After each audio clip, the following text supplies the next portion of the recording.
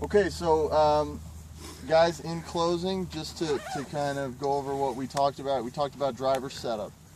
I'm a big believer in setup. I want you guys to be big believers in setup because if you get yourself set, and the specific things we talked about today are, getting your feet for the driver.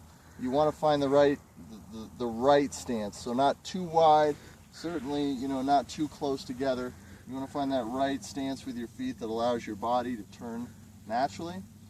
We talked about the ball position and the tee height. I got a little technical talking about launch, but my ultimate goal there is if you get your tee height in the right position and your ball in the right position, the ball is going to launch the way you want it. And the driver is going to work for you. You're not going to be overspinning it, but you're going to get that nice high ball flight that's going to go out there and get some roll when it hits the ground. And then certainly we talked about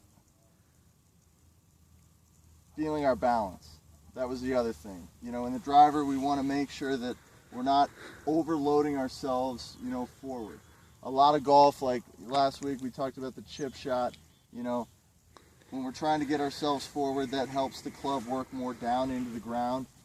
This is more like a baseball swing. It's more of a shallow swing, so we really need to make sure at the start of the swing we're feeling our balance in the right spot. Okay, so those are the keys of the setup. If you stick to those, that's really going to help you. The stuff in the golf swing, the number one thing we talked about was having good tempo, and specifically when you transition from the backswing to the through swing. So that position here, it's very easy for all of us to want to swing hard from here, and that means that we usually lead with our hands. And we need to learn to fight that and kind of get our hip going first. That's the proper sequencing, and then we get everything going. But Matt, like we talked about, they're not disconnected. It's not the hip goes, then the hands go, right? It's very subtle. It's the hips are starting and we're all going at the same time, so that's really the goal there. But thank you guys.